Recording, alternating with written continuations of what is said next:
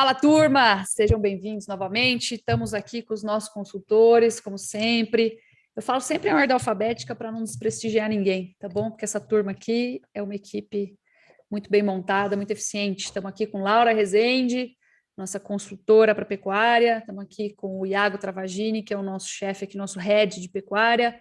E o Stefan Podsklan, que é o nosso head... Troquei, né? Era o Stefan na próxima, não sabe nem o alfabeto mais. É que confundiu que o meu nome é com I ao invés de Y. Não foi não. Eu sou meio disléxica, né? Estamos aqui com o Stefan Podsklan, nosso head de grãos e de projetos especiais, e agora corrigindo com o Iago Travagini, nosso head de pecuária. Sejam muito bem-vindos. Hoje a gente tem um tema especial, que por sinal é um tema de uma aula aberta que a gente vai gravar para a escola hoje, que é como calcular custo de produção. E eu acho que essa é a aula mais importante da escola que a gente gravou já até hoje. Por quê? Porque focar em preço é um grande erro, né? Focar em preço é um grande erro. Vide o que aconteceu no ano passado. Por sinal, um evento que ninguém esperava, ninguém nunca espera esse evento, né? Que foram os 2 casos identificados aí de encefalopatia espongiforme bovina típica. Nós tivemos que suspender as certificações de carne bovina para a China, paramos de vender para eles que levavam aí naquela época mais ou menos 17% de tudo que a gente produzia. Isso teve um impacto negativo sobre os preços imediatos, um impacto imediato, desculpa. E isso traz à tona, assim, primeiro, que toda análise de mercado que a gente faz, por mais que a gente acerte mais do que erra no longo prazo, e acho que os nossos números internos aqui mostram isso, né? A gente chama isso de track record, né? A gente vai gravando ali as nossas recomendações e os resultados que elas geram, mas em muitos momentos a gente erra e a gente não consegue prever esses problemas inesperados, nessas ocorrências. E isso aconteceu. Ninguém aqui sabia que ia acontecer esse evento.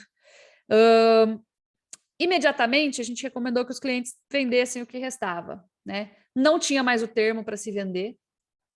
O termo, naquele momento, ele perde sua validade, ele deixa de ter validade. Por quê? Porque uma das contrapartidas do contrato a termo é que em eventos sanitários esse contrato ele deixa de ser válido, né? A gente estava até falando sobre isso um pouco antes de abrir o podcast.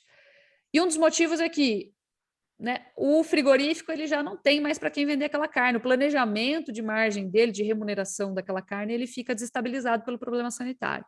Eu gosto até de bater na madeira quando eu falo de problema sanitário, porque, né, é um risco enorme sempre. E o que aconteceu foi que a gente viu muita gente pegar o boi que estava sendo confinado num custo de milho. Cara, eu nem lembro o valor da saca de milho agora, o Stefan depois pode me atualizar naquela época. Estou meio desmemoriada, não guardo mais muita informação. É muita criança para cuidar aqui. E a memória vai embora. Mas a gente estava com um custo nutricional altíssimo, a reposição que havia sido engordada estava sendo entregue com boi gordo, estava num valor altíssimo, o maior valor nominal do bezerro, né? Aliás, desculpa, real do bezerro foi registrado um pouco antes ali, né? Antes daquela crise, foi mais ou menos em maio, junho. Ou seja, o custo daquele boi sendo engordado de maneira intensiva, porque aconteceu em setembro, outubro ali, né? Já não tinha mais pasto, o custo era altíssimo e a gente viu alguns vídeos de gente pegando aquele boi e soltando de novo no pasto, que não existia. Ou seja, para esperar, teoricamente, para esperar o preço voltar. E aí é o que eu falo, né? Voltando aí, depois de dar toda essa volta, que foco no preço é um grande erro. Se o cara tivesse vendido o boi em um valor um pouco mais baixo, vamos falar lá, que tivesse em 315, e no dia seguinte a notícia tivesse caído para 305, e ele tivesse vendido aquele boi e botado um outro no lugar com maior potencial de ganho diário, porque não estava pronto, né? Ele teria ganhado muito mais dinheiro. Então, preço é um erro. A grande sacada aqui é margem. Só que margem, para a gente conhecer a margem, a gente precisa conhecer o custo, né? E aí eu já faço um grande destaque de uma informação que o Iago levantou aqui para a gente ontem. Não sei se vocês sabiam, mas do ano passado para cá, o custo do confinamento, da engorda intensiva, subiu 90 e quantos por cento? Que eu já falei para vocês que eu não guardo mais nada, né? É de junho de 2020 para cá, ou seja, 2 anos para trás para hoje, subiu 94%, e do junho de 2021 para cá, se não me engano, é 35%, 34%. Exatamente. Então, assim, é o que a gente sempre fala. Quando o boi gordo sobe, ele traz consigo um grande problema, que é a alta do custo, tá? Então, junho de 2022 contra junho de 2020, alta de custo de produção da engorda intensiva de 94,5%, quase 100% de alta. Tá? O boi não subiu tudo isso, só para a gente já, né, colocar aqui os pingos nos is. E só de junho de 2022 contra junho de 2021, ou seja, nos últimos 12 meses, 34% de alta. Muito menos o boi subiu tudo isso, né? Então, assim, a gente vê que o foco ele não pode estar em preço, né? Ele tem que estar em margem. O grande aliado da margem é o trabalho do desembolso, né? Quantos reais eu gasto por cabeça ali dentro da minha propriedade? Aí eu preciso começar a fazer conta. Para isso que a gente vai trazer hoje a aula mais importante da nossa história até hoje, junto com a parceria da Prodap, Walter Patrício e o Lucas Rabelo vão ajudar a gente a conduzir essa aula para ensinar para vocês como calcular o custo de produção. E aí eu queria falar um pouco de como que está hoje o custo e quais as perspectivas para a continuidade desse custo, né? Então a gente vai ensinar a calcular e a gente vai dar agora, nesse podcast, uma projeção desses custos aí, inclusive os custos nutricionais, que tem preocupado bastante a turma. Então, depois dessa introdução aí, né, minha, que eu falo também mais como da cobra sempre, eu queria chamar o Iago para falar um pouquinho do que ele está vendo aí de custo com reposição. Agora a gente está entrando, de fato, na seca, né? A necessidade aí de suplementar, ela é invariavelmente alta. E o que você está olhando aí, Iago? Como é que está a relação de troca? Tem oportunidade? O que esperar? Acho que o Iago e a Laura podem acrescentar aí. Vou chamar o Iago para começar. Bem, vamos lá, Lígia. A gente tem alguns indicadores que são importantes de se acompanhar, que auxiliam justamente nessa tomada de decisão. Tanto a relação de troca, boi-bezerro, né? Acho que é um indicador que é super importante, assim como o indicador de ágio, é um indicador que mostra o quanto a mais você estaria pagando na arroba do bezerro sobre a arroba do boi gordo. E olhando agora para o primeiro semestre de 2022, a gente viu, basicamente, a relação de troca boi-bezerro atingir o maior nível desde 2017.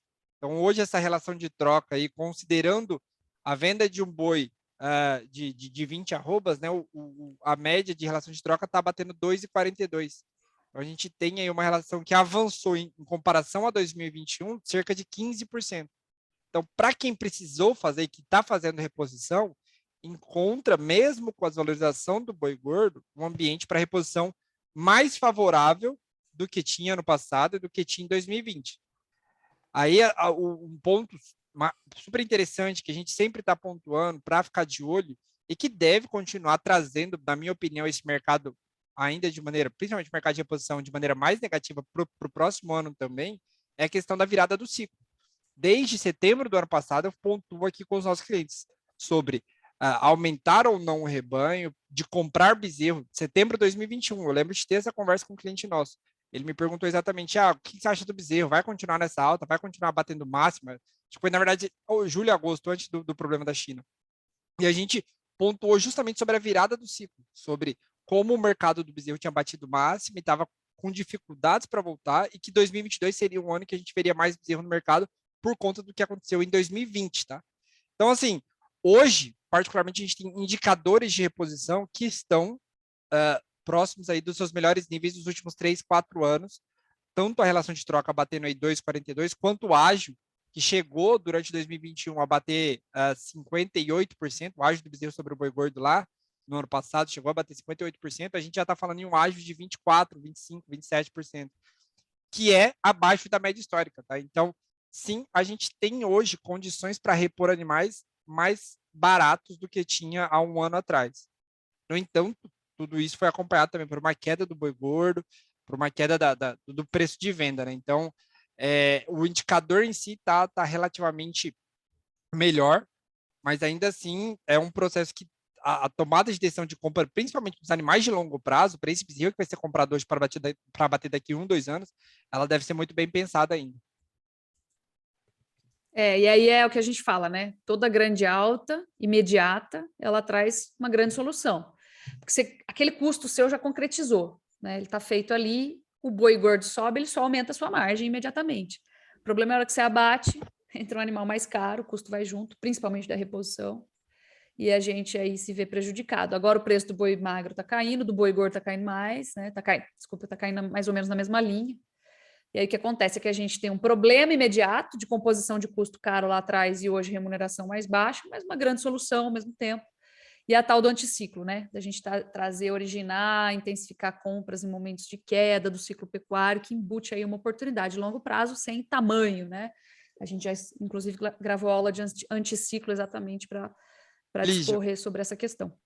inclusive, assim, deu uma contextualização talvez mais histórica, né? Mais do que aconteceu nos 6 primeiros meses desse ano, mas assim, a gente tem um mercado hoje que ele é composto de vários motivos, né? Várias motivações para altas ou baixas. E na minha percepção, que a gente tem visto agora, cerca de 3, 4 semanas atrás, é um processo de leve valorização da reposição, mas é porque a gente sai daquele, não é descarte, mas daquela negociação forte antes do encerramento das chuvas e começa Sazonal, a. né? Isso, então a gente entra num período de sazonalidade, tanto é que preço do bezerro, seja indicador CPEA, seja o nosso próprio indicador interno, a gente vê as categorias de reposição subindo levemente nesses últimos dias, justamente por conta dessa redução de oferta e uma melhora do mercado do boi gordo. Então, não é que vai cair para sempre, ele vai ter os seus momentos de oscilação. Por sinal, acho que aqui esse ponto que você tocou aí merece um grande destaque.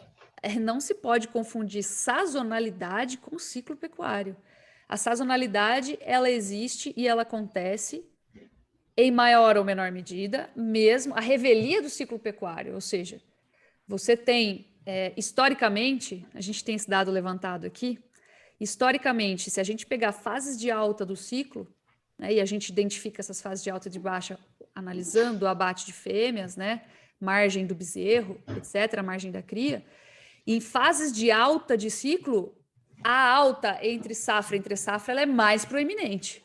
Se você pegar todas as fases de alta, identificar lá e cruzar o que está acontecendo com os preços, você vai ver que as aulas elas dão saltos as altas elas dão saltos muito mais relevantes do que em fases de baixa de ciclo, em que acontece a alta, mas às vezes essa alta é muito pequenininha, ela dá um saltinho mais curtinho. Às vezes não dá, né? Assim, tem ano que é complicado mesmo. Mas o que a gente tem é essa evidência e essa diferenciação. É um erro muito amador, muito primário você confundir sazonalidade com ciclo pecuário. O ciclo pecuário, sempre falo, ele segue as mesmas premissas de quando você pega uma fazenda e faz o cálculo de evolução do rebanho daquela fazenda. Se você começar a reter fêmeas, as fêmeas que nascem, você vai ter uma produção maior de bezerros lá na frente. Você vai aumentar a sua capacidade produtiva dentro daquela fazenda. E o ciclo como um todo, levando em consideração o Brasil como um todo, né, mesmo com as disparidades regionais, a gente usando o Brasil Central como referência, esse ciclo ele acontece e ele interfere, né? Lígia, eu acho que Perdão. Eu acho um ponto interessante da gente falar, além dessa questão de sazonalidade, que é justamente o que a gente está vendo muito agora, né? O bezerro aí no indicador CPE, a gente viu que nos últimos dias bateu o maior preço de 30 dias. Se a gente pegar ali meados do dia 13 do mês passado, para agora, né, dia 11, a última cotação que a gente teve uma alta de 11,2% no preço do bezerro CPEA. Então, a gente vê justamente essa sazonalidade, né, saindo de um momento que a gente estava com maior ofertas de animais por essa questão climática, né? Então, os pecuários intensificaram as vendas e agora diminuiu um pouco as ofertas e a gente já vê isso, o preço dando essa escaladinha aí. Outro ponto também interessante é o peso dos animais. Eu estava conversando com uns parceiros nossos aqui e eles relataram justamente isso. A oferta que está tendo de animais são de animais mais leves. Então, isso é um ponto muito importante também para o pecuarista que vai comprar esses animais de reposição computarem aí, né? Então, ele tem toda uma estratégia embutida ali também, nutricional, de manejo, enfim, na aquisição desses animais, não pensar só em preço também. Perfeito, exatamente. Tem grandes oportunidades embutidas, né? Quando o preço nos desfavorece também. Que a gente precisa, primeiro, conseguir enxergar e, segundo, conseguir ter a coragem de aproveitar, né? Às vezes Tanto que Fala. É um ponto que nós falamos aqui muito com os nossos clientes, em questão de momento de compra, né? Quando a gente estava ali com as maiores ofertas e os preços mais baixos, da gente acelerar um pouco mais essas compras e saber usar, é o que você comentou, né? Do anticiclo, e não só do anticiclo, também da antissazonalidade, digamos assim, né? Da gente aproveitar essas janelas de preço que o mercado oferece para a gente e traçar isso como oportunidades. Perfeito. E aí eu queria traçar um paralelo com a parte nutricional, que assim, então a gente entendeu, né? A relação de troca, ela vai do boi gordo com o bezerro, com o boi magro, ela vai sofrer influência sazonal a partir de agora. Eu estou de acordo aí com plenamente de acordo com vocês. Eu acho que de agora para frente a gente precisa considerar que vai dar uma firmadinha, mas em termos reais, quando a gente olha o preço do bezerro do boi magro, em termos reais, ele também está perdendo. O custo está subindo mais, inclusive o custo nutricional, né? Amparado aí por vários eventos. E é nessa linha que eu acho que o Stefan pode entrar e dar o arremate aí para a gente, né? Como é que está o custo nutricional, como é que está a troca e como que fica daqui para frente, Stefan? Bom, Lígia, primeiro em relação ao milho, o que a gente está sentindo, esse peso da paridade de exportação muito forte atuando no mercado. A gente teve aí, desde 4 de janeiro de 2021, o milho voltou, semana passada, a patamares abaixo ali de R$ 82 a saca, então a gente não via essa referência do CPE há mais de 1 ano e meio acontecer. O mercado ainda sentindo a pressão de oferta, mas, por outro lado, está muito resistente ainda em comercializar a preços relativamente mais baratos, mais atrativos. Olhando o tamanho da safra, o que está acontecendo logisticamente, pela questão de silos transbordando, pessoal deixando o produto a céu aberto, a gente não está vendo uma comercialização tão efetiva, a não ser quando a gente tem uma interferência do exterior, seja via Chicago, seja via dólar, que traz aí um ânimo pontual aqui para o mercado brasileiro. Foi o que a gente viu acontecer na segunda-feira, dia 11. O mercado em Chicago e dólar estressou, deu uma agitada aqui no mercado doméstico, preço subiu. Até sexta-feira ainda da semana passada, a gente estava acompanhando algumas compras de alguns clientes, mercado ainda muito resistente. Mas o que dá para colocar ainda tem força sim para queda. A gente está entrando aí julho, agosto, a safrinha, a colheita dela em Mato Grosso do Sul, Paraná, São Paulo, algumas regiões de Goiás, Minas, a temperatura esse ano está mais baixa, está dificultando perder um pouco a umidade, isso atrasa um pouco esse andamento da colheita. A gente está com uma combinação de fatores que está deixando esse ritmo de trabalho no campo, de certa forma, um pouco mais lento, mas a gente tem aí essas previsões climáticas para todo o Brasil que favorecem aí um andamento mais agressivo dessa perda de umidade que pode, vamos colocar aí, a gente chegar ao final do mês aí de julho ainda com algo entre 75% e 80% da área de milho colhida. Vamos depender desse fluxo logístico, desse fluxo de comercialização. A relação de troca, quando a gente olha a B3, quando a gente olha o cenário hoje, ela está pressionada, sim, né? A gente tem níveis ainda abaixo de R$4, de 4 sacas por uma arroba de boi. A gente teve patamares muito melhores aí até início do ano passado, né? Patamares acima desse nível de relação, que permitia ainda, que era um balizador da tomada de decisão do pecuarista, mas toda a problemática que a gente teve com o milho ano passado, que se estendeu para esse ano, essa relação de troca ela tem oscilado entre 3,7 e 3,9 em situações ali de combinação entre B3, agora mesmo entre o mercado físico, que está trazendo aí, vamos dizer, uma acomodação de preço de milho, ao mesmo tempo que o boi tem registrado mais estabilidade. Então, ainda dá para trazer uma percepção de curto prazo que o preço do milho tem força para cair, mas o que vale ponderar aqui é todo o cenário internacional e principalmente olhando safra dos Estados Unidos, né? Hoje vai sair o número do USDA, especula-se aí, o USDA trouxe um aumento da área plantada no relatório de 30 de junho, provavelmente ele vai trazer um acréscimo da safra de milho, a gente tem que olhar com carinho essa questão. O clima para os Estados Unidos, ele não, apesar de estar acontecendo chuvas abaixo da média nessas últimas 3, 4 semanas em todo o cinturão, as condições de lavouras que o USDA traz toda segunda-feira, elas caíram sim, estão em patamares relativamente estáveis entre essa semana e a semana passada, mas ela ainda está em patamar superior ao que a gente viu ano passado, que foi uma safra recorde. Então, temos que olhar com com uma certa atenção para esse acompanhamento dos Estados Unidos, e que provavelmente isso vai influenciar o mercado aqui. Novidades também que a gente tem, a China já com 4 navios aí adquiridos por uma trading para embarque em setembro, então já veio para o mercado Olhando lá na brasileiro. frente, né? Olhando lá na frente, justamente o que a gente ponderou alguns podcasts atrás, quando saiu toda a questão do acordo. Então, a gente tem essas situações. Novidade da Ucrânia, nenhuma. O mercado ainda segue com uma indefinição internacional muito grande, apesar de todo o receio global aí com recessão, que a gente viu Chicago perder $1, $1,20, $1,40 por bushel em 10 dias, 2 semanas. Isso afetou aqui paridade de exportação, preço de milho, base Paranaguá, base Santos, continua em níveis ali de 85, 86. Hoje o mercado sentindo um pouco a queda de todo o estresse de ontem. Então, a gente ainda tem uma percepção que agora, julho, agosto, acho que o mercado pode sentir ainda um pouco desse peso de oferta para o milho e voltar a ter novas acomodações, né? Possibilidade dele ter um momento baixista aí, né? Furando esse patamar de R$80 a saca, eu acho que ela ainda é previsível de acontecer no curto prazo.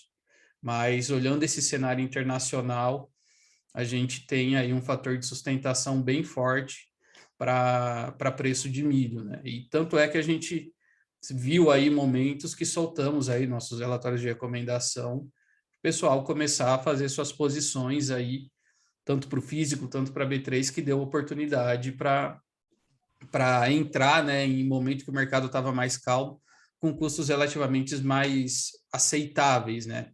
Dada a volatilidade do mercado, a gente tinha esse contraponto de recomendar alguma operação mais agressiva que poderia afetar o caixa do produtor, o caixa do cliente para a operação dele. E aí a gente acaba fazendo um mix entre entrar no físico e estamos comprando devagar no físico e fazendo esse mix de estratégia de originação. Eu acho que, assim, desculpa interromper, Lígia, mas assim, no caso do milho, eu acho que a gente está diante de uma situação que fazia muito tempo que a gente não via nessa relação de troca, tá? Nesse indicador de comparativo entre o boi gordo e o milho, né? A gente bateu lá atrás, chegou, acho que assim, teve momentos do ano, se eu não me engano, tá aqui, outubro de 2021, quando a gente teve o problema da China, a gente teve uma das piores relações de troca da história. A relação de troca chegou a bater 3 sacas por arroba. Agora, depois de muito tempo, a gente chega no mês de julho com a relação de troca se aproximando de 3,9.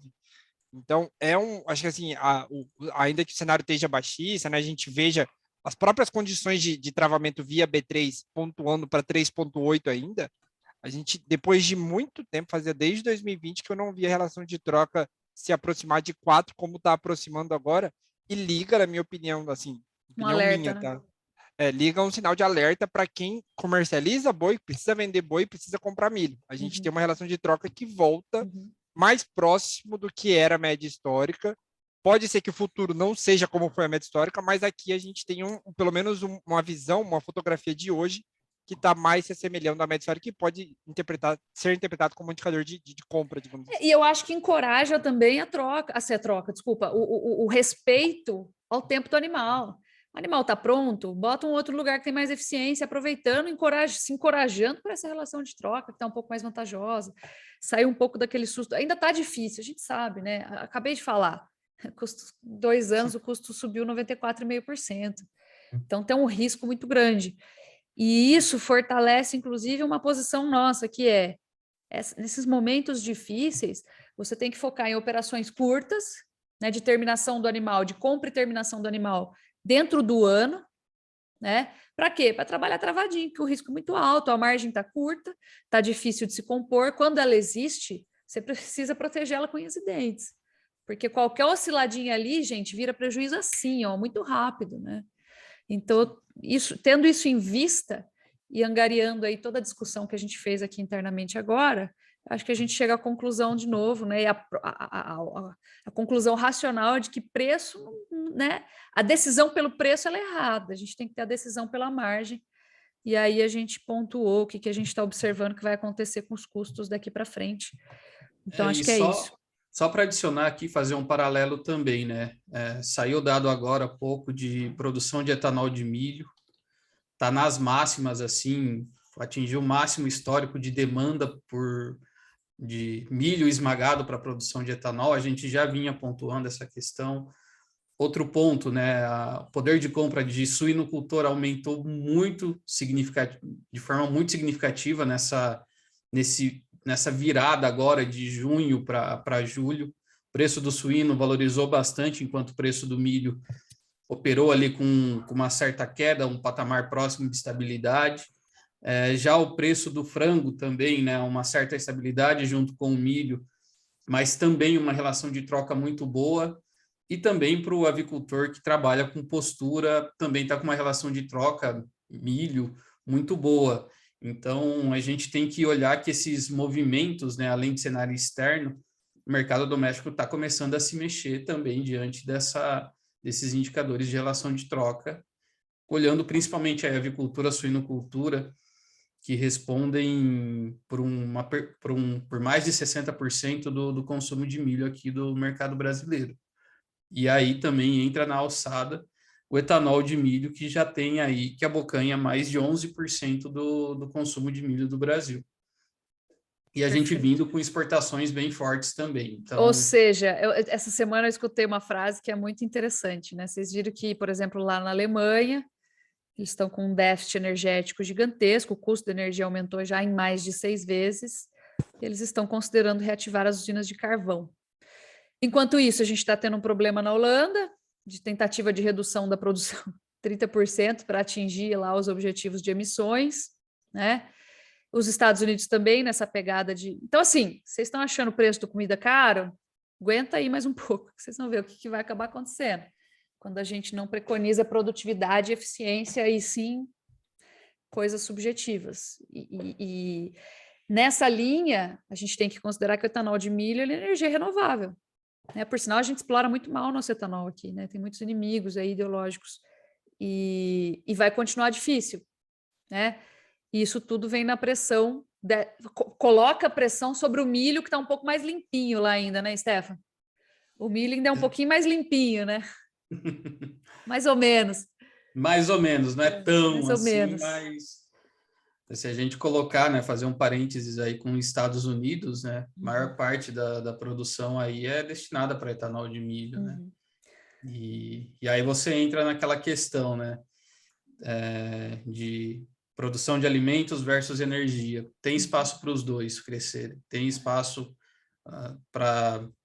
tanto para alimento quanto para energia, para cana-de-açúcar, para o milho, óleos vegetais também. Então, assim, o ponto é que tem espaço para os dois crescer. A questão é a regulação. É basicamente isso. E essas decisões aí tomadas na canetada, né?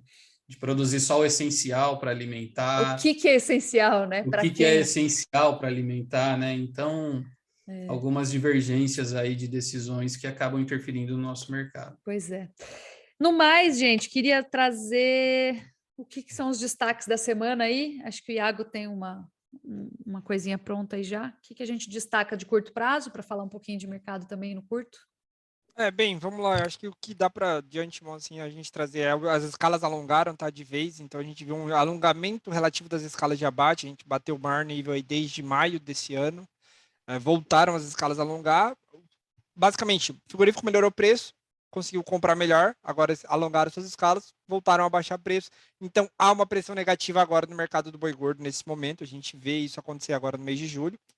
E, como resposta, basicamente, a esse alongamento de escala, ninguém precisa ficar acelerando muito essa compra, então há essa percepção justamente para tentar forçar uma leve queda dos preços aí nesse curto prazo. E a Bolsa respondeu a isso, tá? A Bolsa que tinha batido 340 no outubro 22, hoje é negociada próximo dos 331, 330 reais. Então, a gente basicamente sofreu essa resposta aí do mercado e sentiu no AB3 também. E outro ponto que eu gostaria de trazer sobre o mercado geral é que o preço do suíno na China bateu o maior valor desde maio de 2021.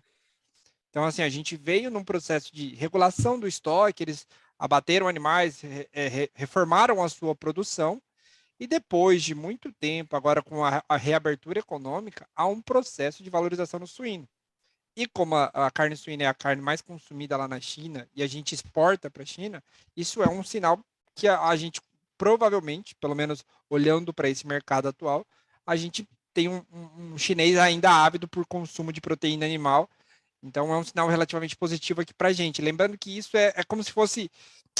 Eu gosto de analisar esses pequenos números porque às vezes eles causam um efeito dominó, né? Então você derruba um preço, você aumenta um preço lá no início da cadeia do suíno, que pode refletir sobre as exportações brasileiras de carne bovina daqui 2, 3 meses. Então, é um cenário e é um fator, um dado positivo, na minha opinião, para que a gente fique atento para esse comportamento aí das próximas semanas e meses também. Tá certo, perfeito.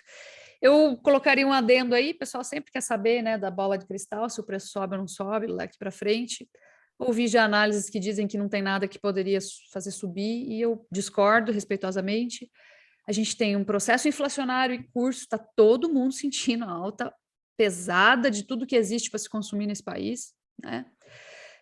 A gente tem um período de entre-safra agora, nós ficamos sabendo aí que houve vendas mais enxutas de suplementação no primeiro semestre, fechando o semestre aí com vendas mais brandas, né? E isso reflete na engorda consequentemente, então tem entre-safra, tem inflação, tem alguma evidência aí de que o pessoal assustou com os custos e postergou aí a colocação de animais no confinamento, que isso aí vai uma hora ou outra vai ter que cobrar seu preço. Nós temos cenário eleitoral, né?